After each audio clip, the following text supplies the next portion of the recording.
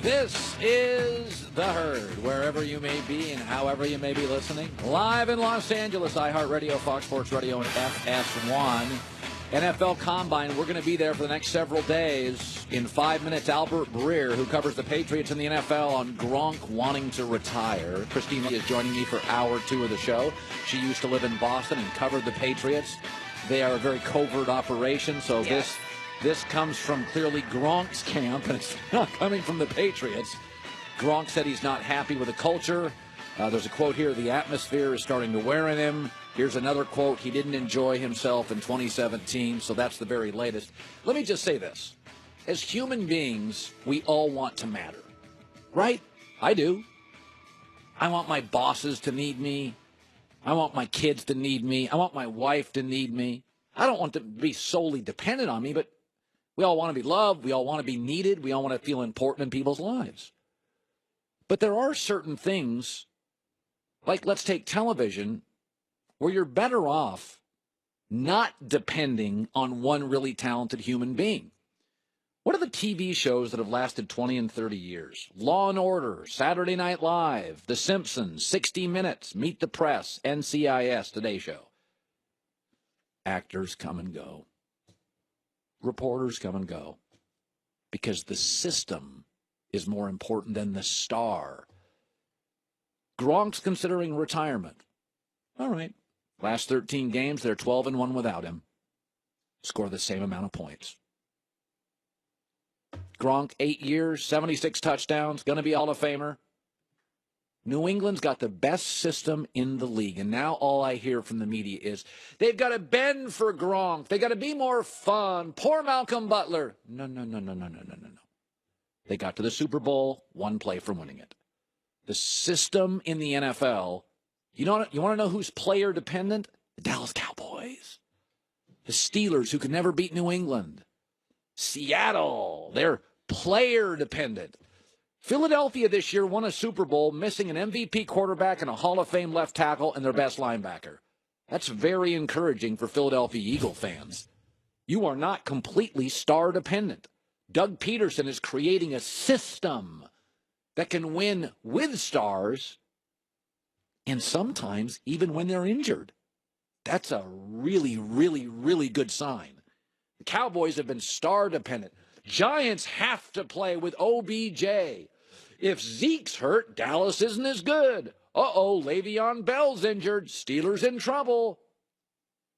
Malcolm Butler, Gronk, Darrelle Revis, LeGarrette Blount. Bye.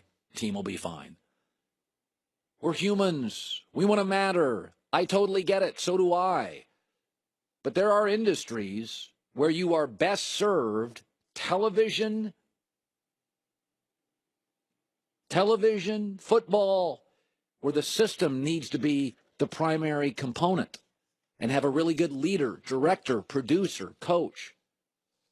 Like, I like Gronk, but the Patriots have never been dependent on a single player, and it's the best system, including Bill Walsh's Niners, in the history of the NFL, in my opinion. Remember, if you think a train will stop if it sees your car, it won't. It'll actually stop a mile after it hits you. Don't risk it. Stop. Trains can't. Let's go to the Combine in Indianapolis via the Coward Global Satellite Network. Our friend, great reporter, Albert Breer. All right, I'm going on and on, blah, blah, blah. Coward can't stop talking. But I read this story on Gronk, and I'm like, listen, 8 years, Hall of Fame guy. He was awesome, but I think they could move on and, we got a combine and a draft. They'll go find somebody else. Is it shocking in New England that these stories come out?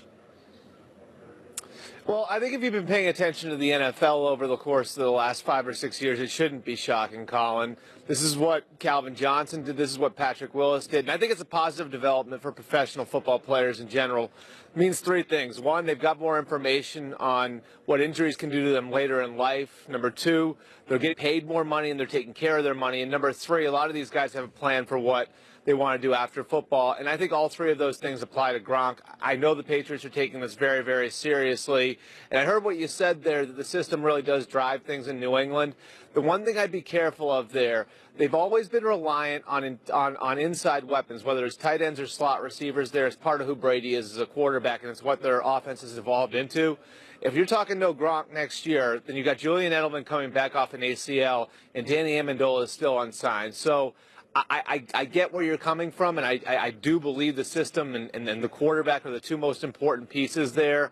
But they would have some work to do if Gronk wasn't coming back. By the way, my friend Jason Whitlock has been on this for a couple of weeks. He thinks the Malcolm Butler story is uglier than it appears. And now you have a Gronk story with Gronk saying he's worn out by Belichick's culture. Could I at least say this, Albert? The world's changing. Players are empowered. That maybe Belichick needs to lighten up a little. That's what my friend Jason Whitlock says. This Malcolm Butler thing shows some concerns here. I think what's interesting about it, Colin, I think he's got less patience than he used to have. In fact, I'd take you back to last spring. He spoke at a coaching clinic at Ohio State. And when Urban Meyer introduced him, Urban said very specifically, the one thing that I've learned from Bill over the last couple of years is not to bring in guys that you don't like. I don't have patience for it anymore.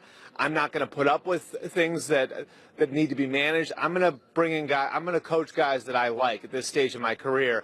I think what Urban said about Bill there explains why Jamie Collins was traded. It explains why Chandler Jones was traded. I think it explains part of the situation with Malcolm Butler. I think he's got less patience than he's had in the past. One, because he's got so many skins in the wall, he can get away with it. And two, because he's a little bit older now. And certainly I think you've seen that at play with some of the players in the roster where they're part of this new generation, and Bill's got less patience than he had in the past. Albert Breer, the Monday Morning Quarterback contributor also, Boston Radio, The Hub, and CSN New England. He's one of our absolute favorites. Albert, I don't buy that Baker Mayfield's going to go over Sam Darnold. I cannot get past the police video. I just can't. I'm sorry. There are things I can't get past. I think Darnold's the safest number one pick, and I have a feeling Baker Mayfield, closer to the draft, may say something or do something. What are you hearing at the Combine? Well, I can just tell you that he rubbed some people the wrong way at the Senior Bowl. So this is going to be an interesting week when it comes to the interviews. And it wasn't that he acted out or there was any sort of outburst or anything like that. There's a defiance to Baker Mayfield. The guy you saw walking up the sideline against Kansas, the guy who carried himself with a chip on his shoulder, that's who he was in these meetings. And you have to remember, lots of these coaches and general managers come to the Senior Bowl, come to the Combine with the expectation that these guys are going to treat it as a job interview, that they're going to dress themselves up and put on their best face. That's not who Baker really was in Mobile. It was a little bit more of, the feel of, this is who I am, take it or leave it. Some guys love that. Some teams love that. Other teams look at it and say, how is my locker room going to respond to that guy? So certainly some of the things that happened in Mobile, I think could cost Baker Mayfield on draft day. And it'll be interesting to see if he changes over the course of the process. This is an important week in that regard. Kirk Cousins is, in my opinion, kind of the best available guy out there if you're willing to spend money. We got Denver. We've got the Vikings. We got Arizona. I had Steve Keim on 30 minutes ago. It doesn't sound like he's a huge Baker Mayfield guy. Maybe I'm reading something into it. Where do you think Kirk Cousins lands? I think it's between three teams right now. Obviously, things can change, but I think the Vikings, the Broncos, and the Jets are all in the running. And one thing that I think should not be overlooked here, Kirk Cousins wants to feel like he's a team's franchise quarterback. He wants a team to build around him. He got a front row seat to see what that looks like in Washington for 3 years when he was backing up Robert Griffin III.